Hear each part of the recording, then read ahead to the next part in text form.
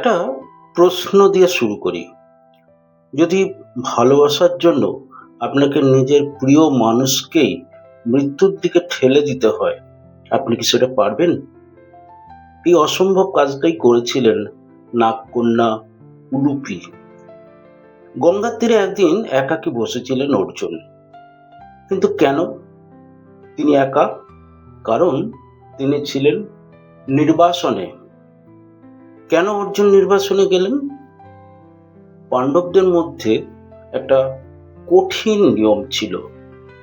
দ্রৌপদী এক সময়ে শুধু একজন স্বামীর সঙ্গেই থাকবেন, আর সেই সময় অন্য কোনো ভাই যদি তার কক্ষে প্রবেশ করে তাহলে তাকে 1 বছরের জন্য নির্বাসনে যেতে হবে। একদিন এক ব্রাহ্মণ অর্জুনের কাছে সাহায্যের জন্য এলেন। তার গরু চুরি হয়ে গেছে। অর্জুন জানতেন তার অস্ত্র আছে সেই কক্ষে, যেখানে তখন ছিলেন যুধিষ্ঠির আর দ্রৌপদী। এখানে শুরু হলো দ্বন্দ্ব।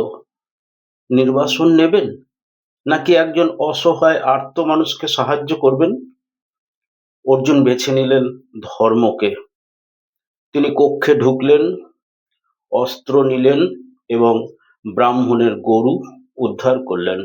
আর তারপরে নিজেই বললেন, আমি নিয়ম ভেঙেছি, আমি নির্বাসনে যাব।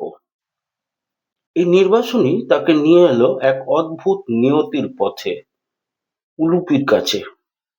তিনি নির্বাসনকালে যখন একদিন গঙ্গার তীরে একাকী বসেছিলেন, তখন জলের গভীর থেকে উঠে এলো এক রহস্যময় শক্তি। উলুপি, নাগরাজ্যের রাজকন্যা।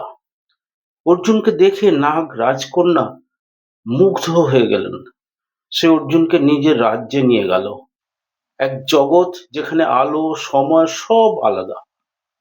উলুপি সরাসরি বলেছিল, আমি তোমাকে চাই, কিন্তু শুধু প্রেমিক হিসাবে নয়, আমার সমান একজন শক্তিশালী সঙ্গী হিসাবে।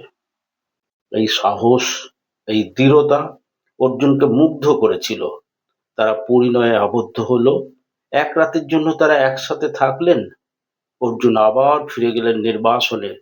পরবর্তীকালে উলুপি এক পুত্র সন্তান জন্ম দেন। তার নাম ছিল ইরবান, যাকে উলুপি যুদ্ধবিদ্যায় পারদর্শী করে তুলেছিলেন এবং কুরুক্ষেত্র যুদ্ধে পাণ্ডবদের হয়ে যুদ্ধ করেছিলেন। কিন্তু উলুপির গল্প শুধু প্রেমের নয়, এটা এক গভীর পরিকল্পনার গল্প, একটি অভিশাপ যা সবকিছু বদলে দিল। মহাভারতের যুদ্ধে অর্জুন হত্যা করেছিলেন ভীষ্ম পিতামহকে। ভীষ্ম ছিলেন গঙ্গার পুত্র, আর এই মৃত্যুর জন্য গঙ্গা দেবী ক্রুদ্ধ হয়ে অভিশাপ দেন, অর্জুন, তুমি একদিন তোমার নিজের সন্তানের হাতেই মৃত্যুবরণ করবে। এই অভিশাপ নীরবে অপেক্ষা করছিল।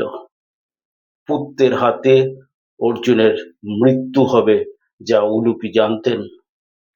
বহু বছর পরে অশ্বমেধ যজ্ঞের ঘোড়া সৈন্য সামন্ত নিয়ে অর্জুন বেরিয়েছিলেন রাজ্যে রাজ্যে।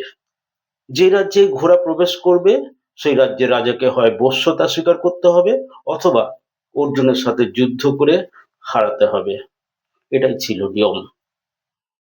অর্জুন পৌঁছান মণিপুরে, যেখানে তার আর এক পত্নী চিত্রাঙ্গদার পুত্র বাব্রুবাহন ছিলেন সেখানকার রাজা। কিন্তু বাব্রুবাহন জানতেন না এই মানুষটাই তার পিতা। এক ভুল বোঝাবুঝি, এক রাজকীয় দায়িত্ব দুজনকে দাঁড় করায় যুদ্ধক্ষেত্রে। শেষে বাব্রুবাহনের তীর বিদ্ধ করে অর্জুনকে। মহান বীর মাটিতে লুটিয়ে পড়েন। অর্জুনের দেহ নিথর হয়ে যায়। ফলে যায় সেই অভিশাপ, পুত্রের হাতে পিতার মৃত্যু। এখানে উলুপিকে সবচেয়ে কঠিন সিদ্ধান্ত নিতে হয়েছিল। এখানেই লুকিয়ে আছে উলুপির আসল শক্তি। উলুপি যেহেতু জানতেন এই অভিশাপের কথা, তাই তিনি জানতেন এই মৃত্যু হবে অবশ্যম্ভাবী। এই মৃত্যু ছাড়া অভিশাপ খণ্ডন হবে না।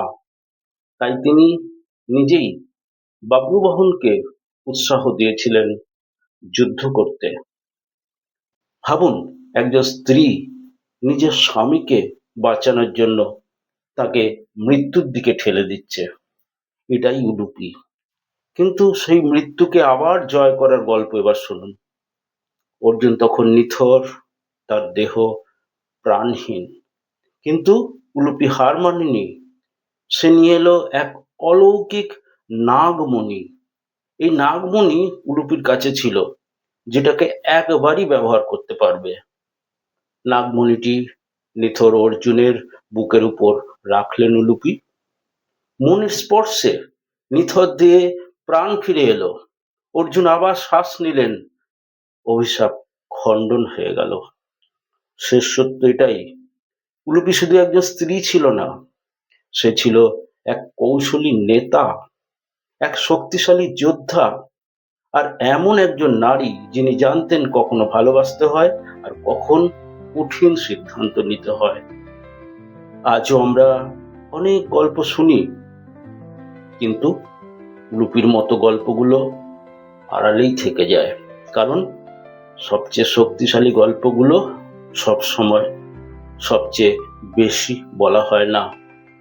মনে রাখবেন, সত্যিকারের ভালোবাসা কখনো দুর্বল নয়, এটা প্রয়োজনে মৃত্যুকেও হারাতে পারে। এই ছিল উলুপির গল্প, প্রেম, অভিশাপ আর পুনর্জন্মের এক অমর কাহিনী।